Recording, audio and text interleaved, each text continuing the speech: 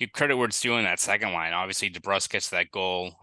Taylor Hall does a lot of the dirty work on that play, fighting along the boards in the neutral zone. But Pavel Zacha, who steps in for David Krejci again, who is out again, it's are we looking maybe too far ahead to be like, oh, Zacha, maybe he is like a potential top 6 candidate down the road. I don't want to get there yet, but when you look at just how Zacha has played so far in those stretches where he has to kind of step in for Krejci, he's been solid. Like, I mean, it was a great setup for DeBrusque goal, but I think it was Scott McLaughlin who tweeted it yesterday. I think Zacha leads the Bruins in 5-on-5 assists.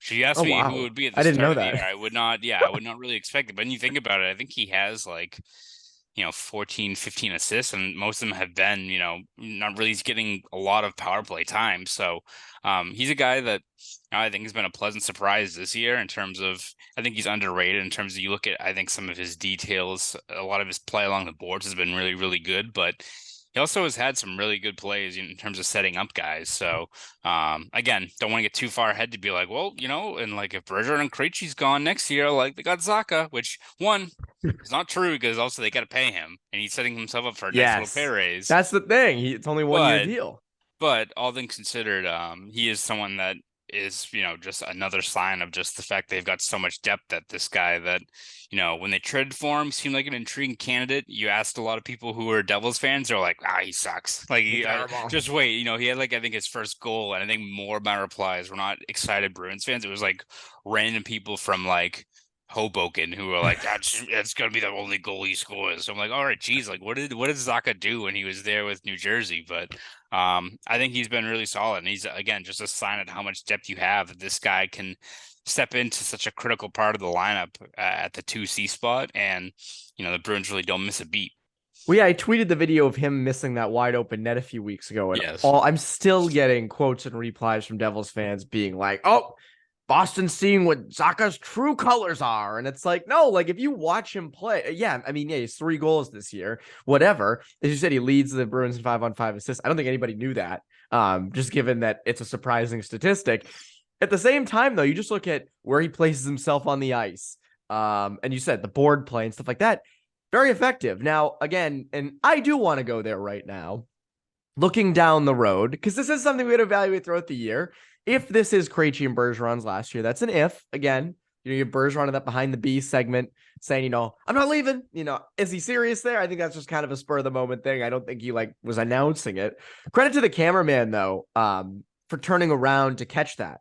Because again, if he didn't get that, if he didn't turn around to get Bergeron doing that, we'd all be like, who said that? Who was the one that said that? Like, whose mouth did that come from?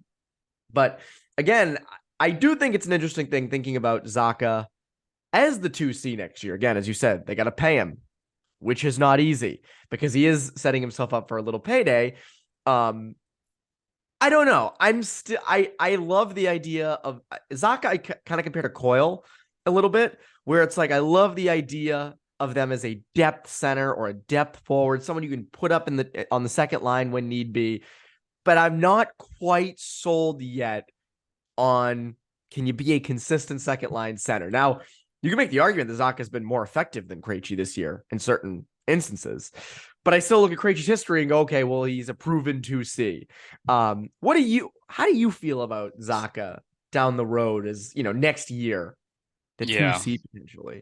Yeah, I think it's probably on the same wavelength as you, where I think he's a very good player. I think he's, very effective in what his role is, but it's again, same as Coyle, where it's like, all right, great 3C, can be a 2C in a pinch and be pretty solid for 5-6 games if Krejci's out, but over an 82 game span, that's where I think he can run into some trouble, where I think it's the consistency, night in, night out, that would be the biggest concern, where if he's in that spot, granted, if you give him Taylor Hall and Jake DeBrusque or something like that, maybe that helps a little bit. But you also we kind of had the same argument last year when it was Coyle and Hall, which I don't know what has changed, but look at them last year and just didn't mesh. Like you would think that, all right, Charlie Coyle has the skill, has the talent to be a 2C, especially if he's being put on a line with guys that can really drive play like Hall. Just didn't work out last year. So that's the thing you run into, where you can tell yourself that these guys can consistently play in a 2C spot night in and night out, but it's another challenge entirely when it's, he's your only option, right? Like that's the thing is the Bruins, it works right now, but they still do have David Krejci. Like they can still, once he gets back, he's still clearly going to be that 2C spot for them. So I think it's something where can he fill in for right now? Yes. And who knows what the situation is next year? Like he might be their only option. And who knows, he could be a spot where he's a 2C and just because he doesn't hit 60 points like Krejci might hit this year, he can still be effective at 45 points. But still, I think it's just the ceiling is not quite what you get with a guy like Krejci. But then again, there are a few 2Cs like David Krejci out there. So.